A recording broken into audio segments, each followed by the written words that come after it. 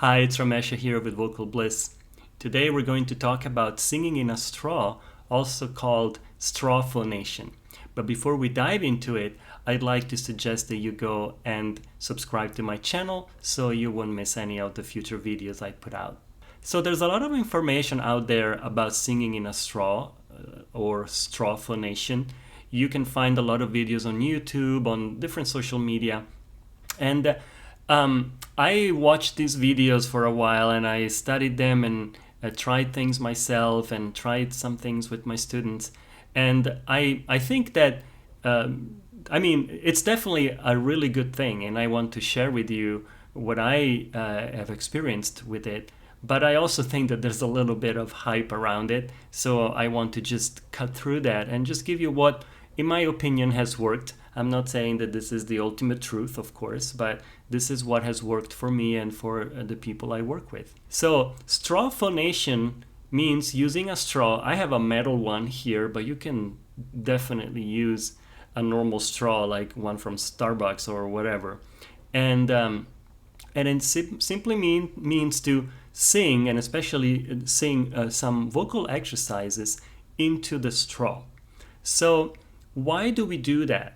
So there are different reasons, and the first one is more physiological, like singing in a straw actually helps to release tension from your vocal cords when you sing. And here's why. So when you sing, the air comes up from your lungs and pushes against the vocal cords and makes them vibrate, and then it goes out through your mouth. Now, when that happens, your vocal cords get in this position. They're a little bit bent like that because of the air pushing against them. Okay? So when you use a straw, because you're almost completely closing your mouth, so you're singing like this. So the mouth is not completely open. Obviously, it's almost completely closed. So there's also some air pressure coming from the opposite direction, that while the air from the lungs pushes against the vocal cords in this way, the air and the pressure coming from your mouth being closed pushes against them the other way. So your vocal cords are more able to stay in a neutral position, let's say, even while functioning, even while basically singing. And so that allows them to feel more relaxed in the work they have to do. And so you can utilize the system to do your warm-ups and feel like you're not really getting tired. Your vocal cords are more relaxed. And so this is a big advantage.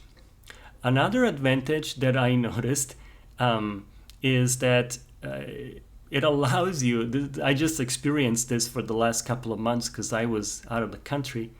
It allows you to practice voice even in places like hotels where, you can't really start singing out because there are people around you. But because you sing in the straw, you're a lot quieter. And so it allows you to keep moving your vocal cords and doing warm-ups, doing exercises while in a place where you can't really be too loud. This was very, very helpful for me. Because I was gone 2 months and I wouldn't have been able to practice almost at all if I didn't have my straw with me. One important aspect of using the straw, and this is the one that I'd like to emphasize, is that I noticed in working with my students, is that it allows you to pinpoint more clearly where each note is supposed to be placed in your throat. So when you sing a note, the straw allows you to really focus the tone in a certain way. And then if you remove the straw and then go into a vowel, you will notice that the placement of that note tends to be very, very stable. So it's a really healthy, good placement. And for some reason, singing in a straw seems to point you in the right direction of how to place the tones. This is particularly true, I noticed, for the notes in your head voice, in the upper range. And so if you are just learning how to sing in your head voice and you have a hard time figuring out where some of these high notes are, you can definitely use a straw and go like, you know, you sing in the straw, then you remove the straw and you keep singing, you don't move anything, and then gradually you open your mouth and go into a vowel. It could be ah. So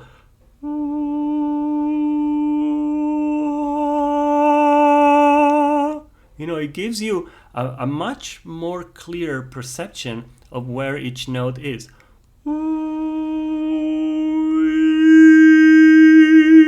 You can try all the vowels, but the singing in the straw, that particular note, tells you more clearly where and how the note is supposed to be placed. So I don't know exactly why that is. I think it's because of you know, it's not an open vowel, so you're singing in a straw, so you're really forced to pinpoint the air in one place, and that shows you the way basically for where your note is supposed to be placed. Now, if you're completely new to singing in a straw, I suggest you do any regular old vocal exercise. It could be so this is how you sing in the straw. So make sure that you're actually blowing in the straw, meaning you're not just humming. There's actual air going out from your mouth into the straw. If you ever played the recorder in school, it's a little bit like playing the recorder. So you are really blowing.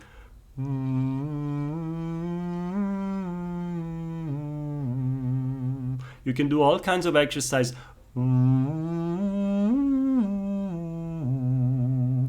You can do all these exercises. What you probably will notice if you've never used a straw is that your voice maybe will crack here and there more than you're used to, and that's just fine. It's actually a good sign because your voice is kind of resetting to a slightly different placement, which the straw is pointing out to you. And so you want to go with that. So stay relaxed, allow the voice to adjust to this new thing, and then go through all your exercises. And then another really cool way that you can use the straw for is if you have a song where there's a note that you don't know how to place and it always gives you trouble. So go up to that note, hold it a little while in the straw,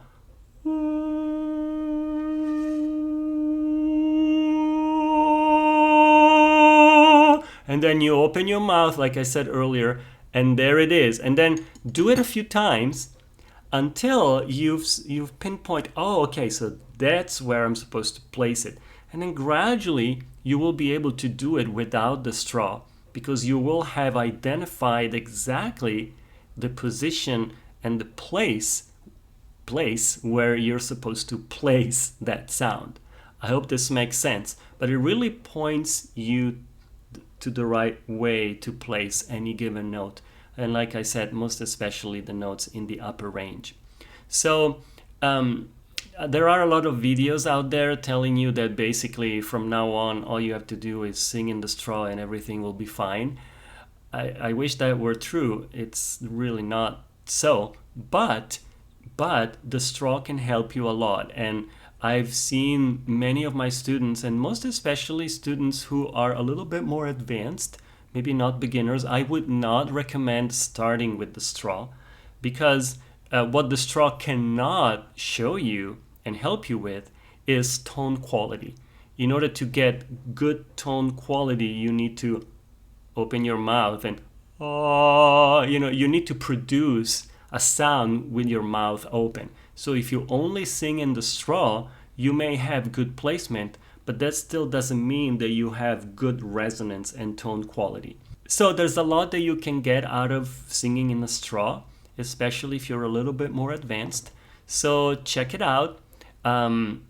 you can literally, I want to emphasize this, you can use any straw. Like this is a metal straw. I bought it just because so it doesn't get all filthy. I can wash it and reuse it. But you know, I say this because out there are a lot of people selling singing straws for exorbitant amounts of money, which is ridiculous.